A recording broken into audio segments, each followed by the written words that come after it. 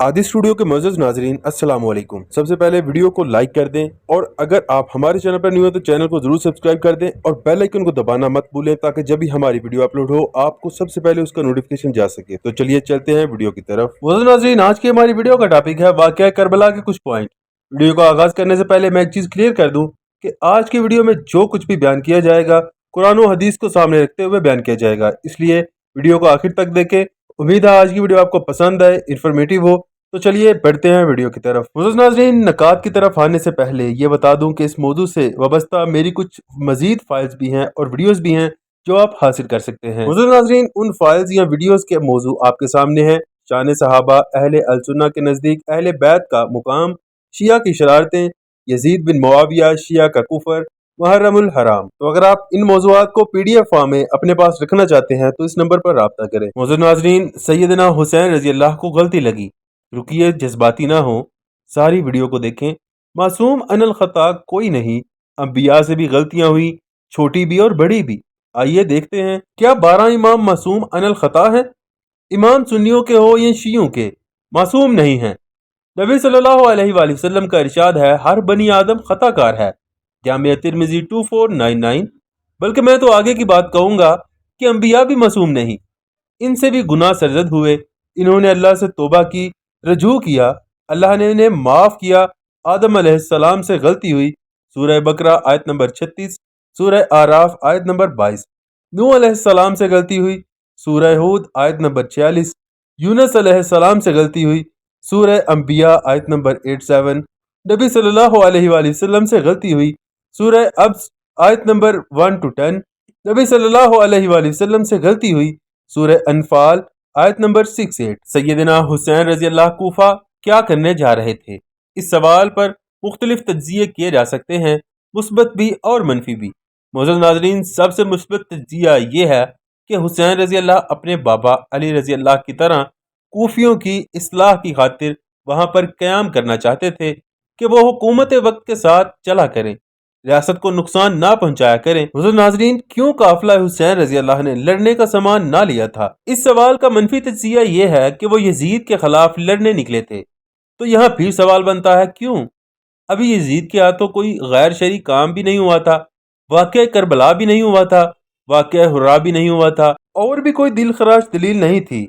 और अगर कुछ था भी तो यजीद के बाबा मुआविया रजी अल्लाह को इनकी जिंदगी में मिलकर ही मसला हल किया जा सकता था। जो ये कहते हैं कि सैयदना हुसैन रजी अल्लाह लड़ने जा रहे थे, तो क्या इस काम की शरीयत मुहम्मदी सल्लल्लाहु अलैहि वसल्लम इजाजत देती है? अगर लड़ने जा रहे थे आपके बकौल, तो फिर सैयदना हुसैन रजी अल्लाह पर बशरी तकाजे कालिब आए, वाज़ेह गलती हुई और इस गलती को अल्लाह ने इनकी नेकियों की बदौलत माफ कर दिया होगा। मुअज़्ज़ज़ नाज़रीन, हमने जज्बात में आकर हुसैन रजी अल्लाह के नाना का दीन तो नहीं बुला देना ना। अगर ये सब अमल जायज होता तो सहाबा रजी अल्लाह सब साथ जाते जो दुनिया के हर महाज पर जिहाद में शरीक होते थे। वैसे मेरे बकौल ये इरादा बदल कर यजीद रहमतुल्लाह के पास जाना चाह रहे थे। करबला यजीद के शहर दमिश्क के रास्ते में आता है, फैमिली भी साथ थी, हथियार भी साथ ना लाए थे। शहरी एतबार से किसी भी हुक्मरान की हुकूमत को मसला खरूज से उतारना मुनासिब नहीं बल्कि जायज ही नहीं। इसलिए सैयदना हुसैन रजी अल्लाह ने कोई कोशिश नहीं की कि यजीद हुकूमत को ख़त्म करने की, क्योंकि यह जायज़ ही नहीं था। आइए मजीद देखते हैं। यजीद या किसी भी हाकिम के खिलाफ बगावत बनती नहीं। नबी सल्लल्लाहु अलैहि वसल्लम ने फरमाया, मेरे बाद हक तलफियाँ होंगी, ऐसी बातें होंगी जिनको तुम बुरा जानोगे। सहाबा रज़ी अल्लाह ने अर्ज की, ऐसे वक्त में आप हमें क्या हुक्म देते हैं? आप सल्लल्लाहु अलैहि वसल्लम ने फरमाया, तुम उनके हक अतात को अदा करना और अपना हक अल्लाह से मांगना। सही मुस्लिम 4775। नबी सल्लल्लाहु अलैहि वसल्लम ने फरमाया, मेरे बाद तुम्हारी हक तलफियाँ होंगी तो तुम सब्र करना यहाँ तक कि तुम मुझे हौज़े कौसर पर आ मिलना। सही मुस्लिम 4779।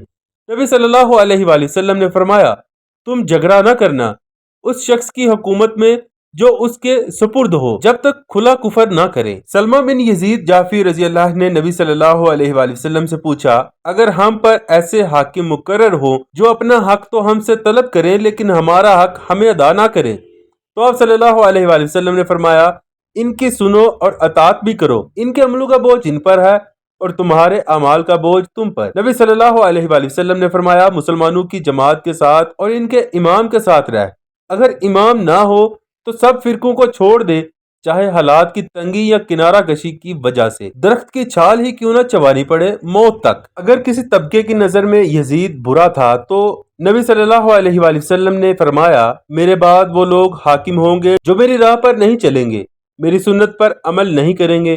ان میں کچھ ایسے لوگ بھی ہوں گے جن کے دل شیطانوں جیسے اور بدن انسانوں جیسے ہوں گے۔ حذیفہ رضی اللہ فرماتے ہیں میں نے کہا یا رسول اللہ صلی اللہ علیہ وآلہ وسلم ایسے حالات ہوں تو کیا کروں؟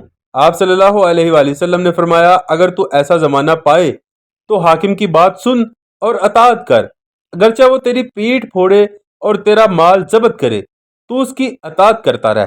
صحیح مسلم 4785۔ نبی صلی اللہ علیہ وآلہ وسلم نے فرمایا جو اپنے حاکم کی کوئی برائی دیکھے تو صبر کرے، اس لیے کہ وہ جماعت سے ایک بالشت دور ہوگا تو اس کی موت جاہلیت کی موت ہوگی۔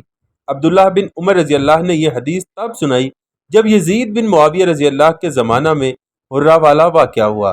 عبداللہ بن عمر رضی اللہ فرماتے ہیں کہ نبی صلی اللہ علیہ وآلہ وسلم نے فرمایا جو اپنا ہاتھ اطاعت سے نکال لے تو قیامت والے دن وہ اللہ کو اس حال میں ملے گا کہ اس کے پاس کوئی دلیل نہ ہوگی، اور جو کوئی بیعت ہی نہ کرے تو اس کی موت جاہلیت کی ہوگی۔ معزز ناظرین، نبی صلی اللہ علیہ وآلہ وسلم نے فرمایا تمہارے بہترین حاکم وہ ہیں جن سے تم محبت کرو اور وہ تم سے محبت کریں، تم ان کے لیے دعا کرو اور وہ تمہارے لیے دعا کریں، اور برے حاکم وہ ہیں جن کے تم دشمن ہو اور وہ تمہارے دشمن ہو، تم ان پر لعنت کرو اور وہ تم پر لعنت کریں۔